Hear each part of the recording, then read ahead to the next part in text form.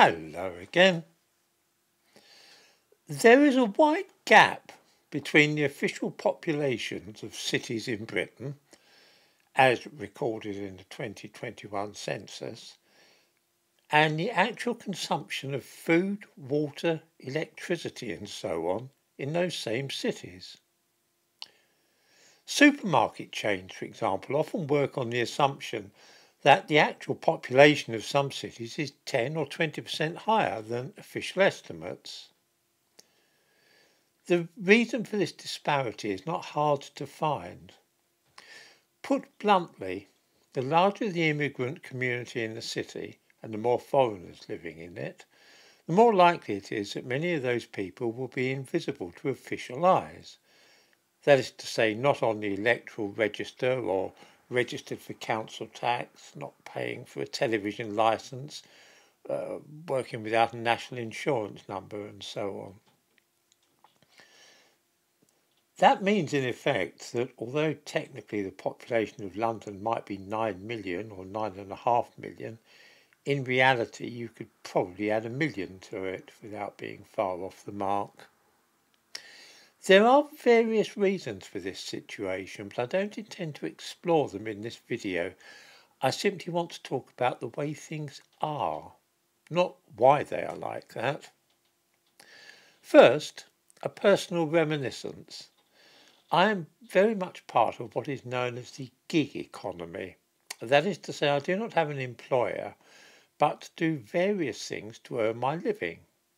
A bit of this and a bit of that, as you might say.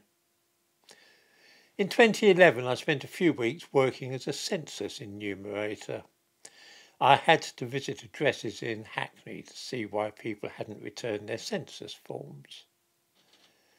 These were the streets between Clapton Road and Stoke Newington, and it was an education to see the difference between what the record showed and what the actual case was. Many of the larger houses were split up into bedsits and small flats, and on the old electoral register there might typically be no more than 3 or 4 names for that address. It wasn't hard to work out when I'd knocked on all the doors in the place, though, that there might easily have been 5 or 10 times that number living there. Whole families, some of whom could not speak any English, shared a couple of rooms.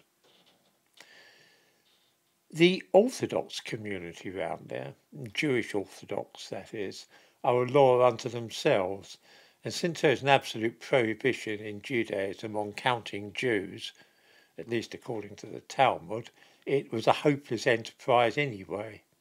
It was clear from visiting a couple of yeshivot religious colleges that there were far more in the place than the single name on the electoral roll. Then there's the question of all the new houses which people have built in back gardens. Using Google Earth shows the situation clearly.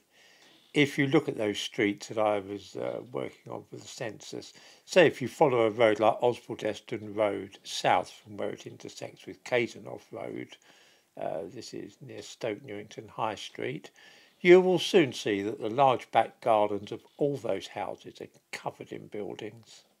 Some are extensions to the house, others are little bungalows which stand alone. It is literally impossible to work out how many people live in those houses. Even those who are not officially houses of multiple occupation but ordinary family homes sometimes have a dozen people living in them, but only 1 or 2 people on the electoral roll and counted by the census. Trust me, I know I was supposed to be counting them. It's like this in many parts of London, such as Brent, Redbridge and so on. The back gardens have all but vanished and been built over. You see, the bylaws relating to such things were drawn up at a time when there was no requirement to tell anybody if you were going to erect a shed in your back garden or build a Wendy house for your kids. So slack is the legislation that it gives plenty of scope for people to build actual little houses at the end of their garden, or perhaps shove a bed in the shed and rent it out to a fellow countryman who cannot get a flat. It's not just London either. A few years ago it was estimated that in Slough There are over 6,000 such beds in sheds, as they call them, people living in an irregular fashion in back gardens. From time to time, some enterprising local authority will hire a helicopter with an infrared camera and then fly over a densely populated district to see what they can bring to light. They often find that whole streets have sheds and miniature buildings in their back gardens, which, judging by the heat signature which shows up on the infrared, are occupied. It would take years to tackle every one of those houses, years in time and an absolute fortune in legal fees. After all, I have a shed in my back garden, and there is nothing at all to stop me sleeping in it if I wish. Proving that people are living permanently in such places is all but impossible.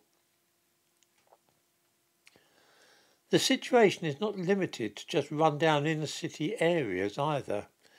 It's becoming a big thing in the small Essex town in which I live, which is Loughton.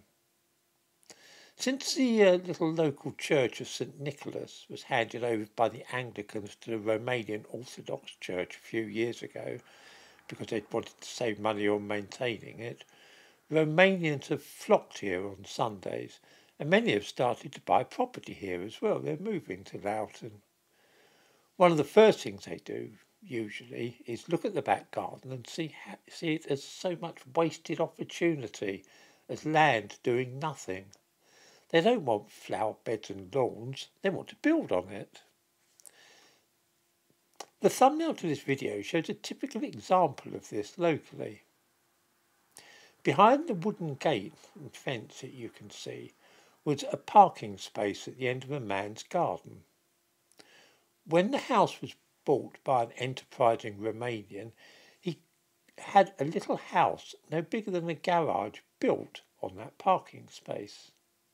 It really is tiny. It could pass for a fashionable garden room, except that only a blank wall faces the house. It's got nothing to do with the house anymore.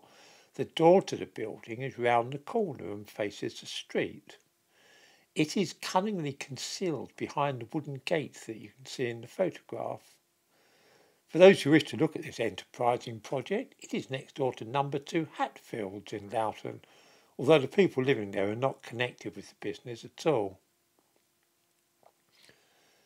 In due course, when it is finished, this little house will be rented out.